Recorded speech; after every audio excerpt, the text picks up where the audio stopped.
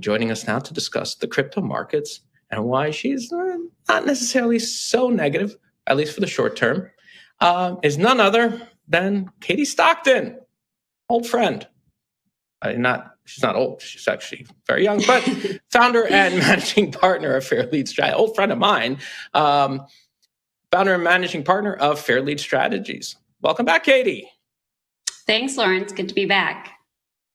So we have, of course, you're one of the great chartists, one of the great technical analysts in the market today, and we have a bunch of charts, but this first one, cloudy, right? You could say it's cloudy. It's cloudy. It's a little what's the name of that cloud again?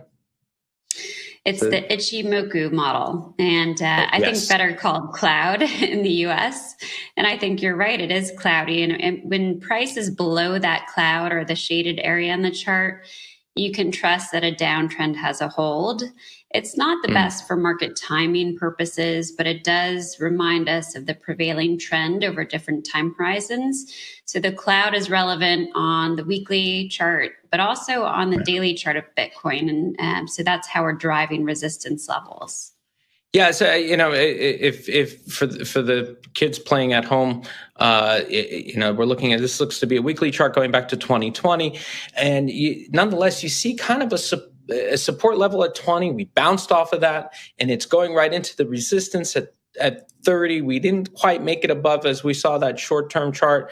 We kind of broke below the support there, but now we look at sort of the MACD, and if you want to explain to everybody at home what MACD is, and also the stochastics. Those kind of improving momentum you're saying on the MACD, which you can explain what that is, and stochastics pointing higher, at least it seems for the short term. Is that correct?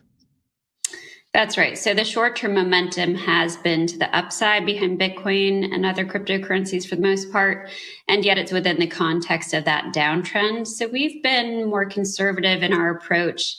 The support level that you cited, it starts right around 19,500 in our work, and that was tested successfully essentially in June. And June is when risk assets more broadly did bottom.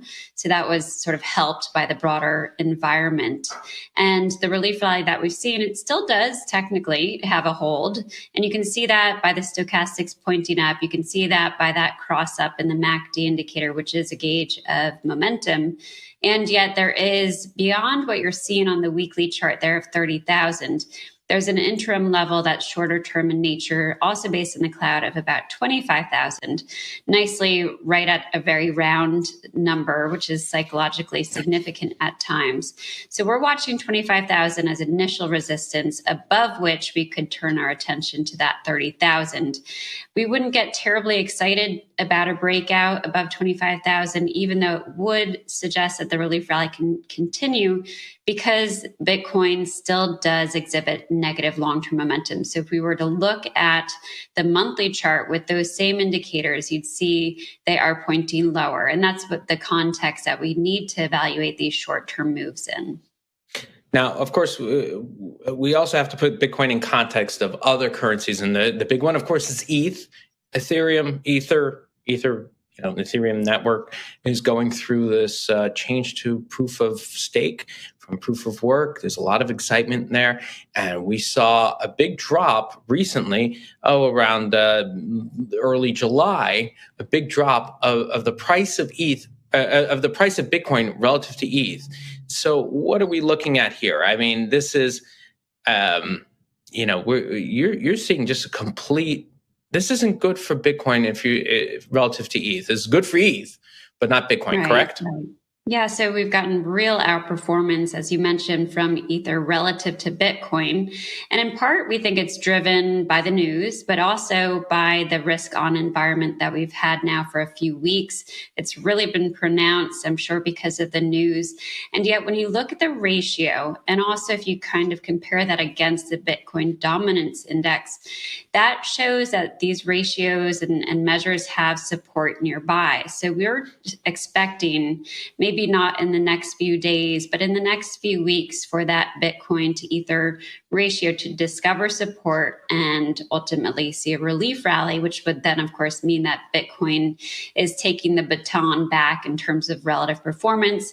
As you can imagine, Bitcoin being really the heavyweight in this space, it tends to outperform in an environment that is more risk off. So once we suspect that these will lose momentum, the whole space really more broadly, we would look for Bitcoin to start outperforming again. I don't think it's imminent, but as soon as we see the momentum gauges start to roll back over, which we think they ultimately will, that's when we'll expect a turn in that ratio. So it is an important thing to watch. And yet we still wouldn't be counter trend trading either of them.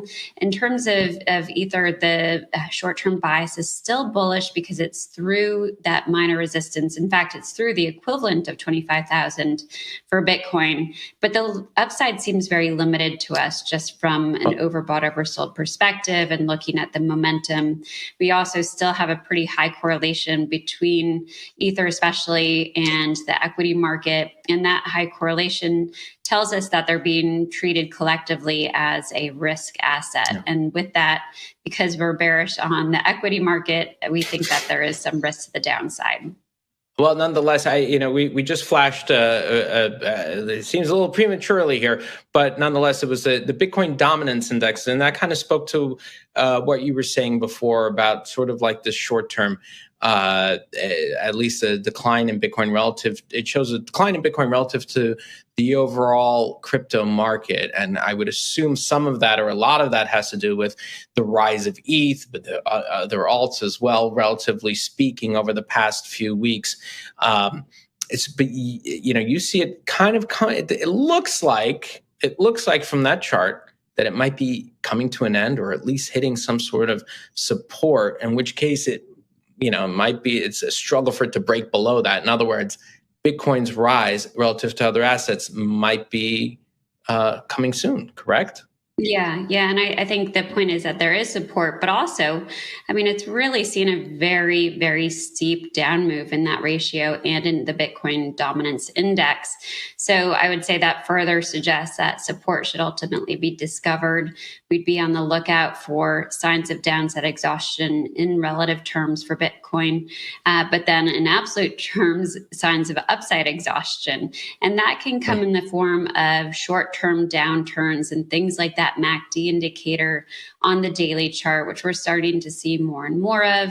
It can obviously come in the form of a breach of the 20-day moving average. These things are all very sensitive short-term momentum gauges, and they're going to be our friend in this kind of environment. We generally just want to keep those types of momentum gauges on our side if we are trading them.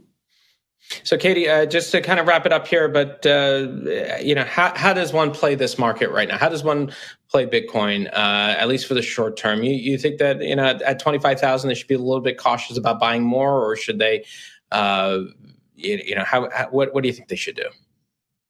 I would be on the sidelines if I were not already involved in cryptocurrencies. I want to see some kind of basing phase develop, or at least a successful retest of support, maybe some positive divergences to boot. But if for people that have the exposure already, I would say with Ether, I'd probably hold tight a little bit longer and see if I can get a better exit price. And for Bitcoin, just give it another chance perhaps to get through that 25,000 and see if we can squeeze anything more out of this relief rally. But I'd be very, very sensitive to any of those downturns because risk is heightened of another downdraft, and it could be a significant one in this kind of bear market cycle.